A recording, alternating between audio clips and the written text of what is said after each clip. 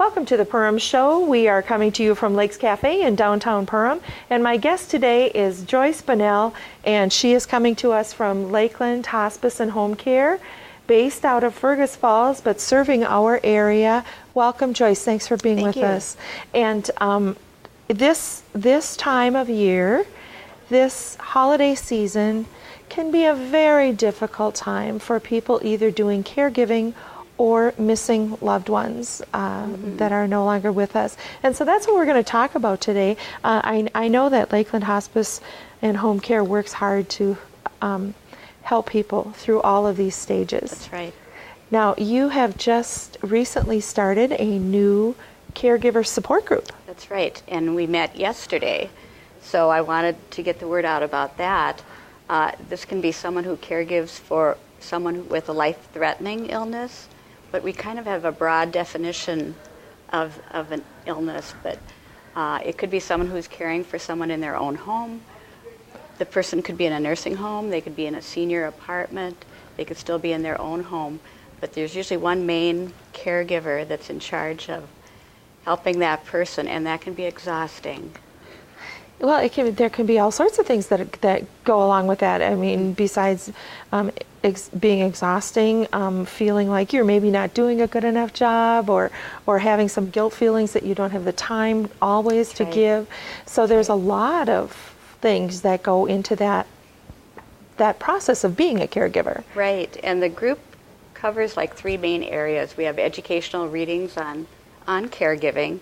We're there for emotional support because you can get really isolated when you're at home caring for someone. And so we need emotional support, we need resources, we need hints and ideas from other caregivers, how they do things might be helpful for other people to know.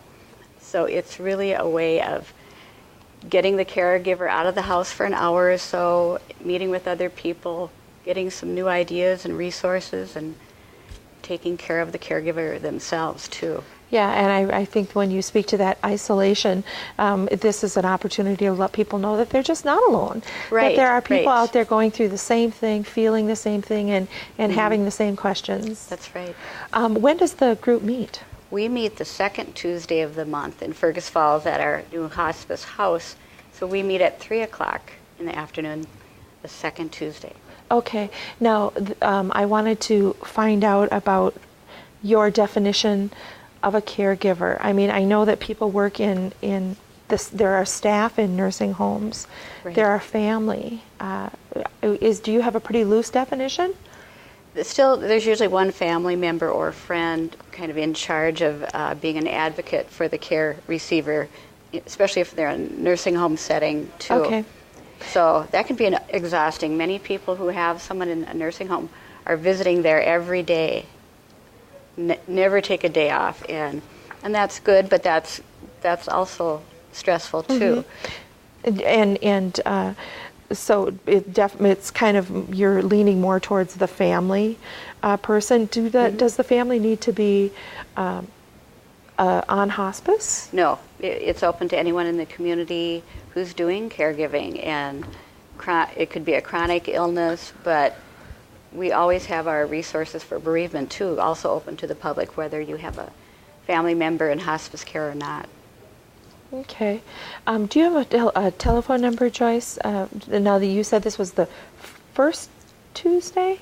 Second Tuesday. I'm sorry. The second Tuesday of the month at the hospice house in Fergus Falls. And what is the phone number that somebody could call? Okay, our office in Fergus Falls is 218-998-1400. But if you want the toll-free number, which I can never remember, that is 888-820-7885. Okay, let's take a break, and we'll come back and we'll talk about a little bit more about bereavement and support through the holiday season. So stick with us. Welcome back to the Perham Show. My guest is Joyce Bunnell, and she is a licensed social worker with Lakeland Hospice and Home Care in Fergus Falls, but serving our Perham area as well.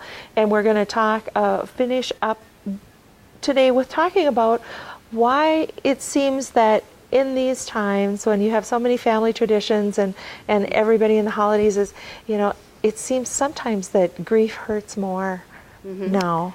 And some people think, oh, I'm really getting a setback in my grief, and it really has to do with the holidays. That just naturally makes our grief more intense. We have a lot of warm, happy memories with the person who has died. So getting through that first Christmas is really difficult. But to know that you're not having a big setback in your grief journey, that's the way grief is.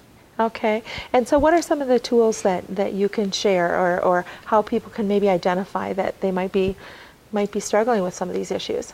Okay, I found a quick way to remember this is the 3 C's. Okay. And that's choose, communicate, and compromise. So choose is talking about your holiday traditions. If you have children, get them involved to choose and plan, well, what are the most important old traditions we've done? We won't have the energy to do everything. We won't have the motivation. But choose what means most to you and your family, and maybe start a couple new traditions. And that kids love tradition too, so young kids and older kids love having traditions and rituals. So keep that, but find the more meaningful ones. Communicate with your family and friends what you need. A lot of people want to help, but they don't know how to help a person who's grieving. So have a couple suggestions on a list that I could have. If you could cut down the tree and bring it over and set it up, the Christmas tree, think of what a help that would be to someone if the husband or dad always did the tree. Little things like that. Communicate to your family what you want to do. We're not going to do this year, or we might do that, or you might want to just go to part of the family dinner or celebration, but communicate what you want to do. I'm going to just interrupt you because when you talk about communication, that's kind of a two-way street too. I mean, the person who's grieving can have some ideas for when people ask, what can I do to help? Yes. How can we support you? But so often people don't want to bring it up. They don't want to ask. That the person's going to start crying, but actually, if you're the person who's grieving, if you bring up the name or you bring the photo albums and you're giving everyone permission to talk about the person, you want to share some memories, and that's really healing. So yes, you're like giving permission if you do that. Oh, okay. So you're hoping other people will catch on that, yes, you want to talk about some memories. Okay, so we've got choose, communicate, and compromise. Sometimes you're thinking, oh, I should go to my work party, my office party, and your coworkers are going to pick you up. It's like a compromise might be you drive yourself, and then you can leave when you don't feel like staying longer, and everyone else is staying. That can be the family dinner too. Maybe you're supposed to go all day and stay through the evening. Maybe you want to drive yourself and decide what parts you want to take part in, or how long you want to be there. So you're getting a little bit of control. Absolutely, another C there. Huh? Mm-hmm. Yeah, control. That would be 4. Yeah. to take but ownership of that. Yeah, and the I had a thought about expectations. The expectations for the holidays, whether you're grieving or not, can be lower so them. high. Yes. Yeah, to lower the expectations, and part of that I think is compromise as well. Right. And kids love to make things with memories, make tree ornaments. If the person who died loved birds, how about giving all the adult children and their families a bird feeder? And that will remind them of the person who died. And just little things like that, they seem little, but they can really help. That's a great idea. I wonder if you could tell me about the, I know that you probably have bereavement groups as well. Right. And so can you remind our viewers one more time about the time and the place for the caregivers meetings, and then maybe a bereavement too. We just have not quite a minute left. The caregivers group meets the second Tuesday of the month in Fergus Falls at the Hospice House at 3 o'clock. I have a Perham support group for adults that meets here the first Tuesday of the month, and that's at Perham Memorial Hospital and Home. Oh, okay. That meets at 4 o'clock the first Tuesday. Then I go over to New York Mills, and I have a parents group for parents who've lost children, both young and adult children.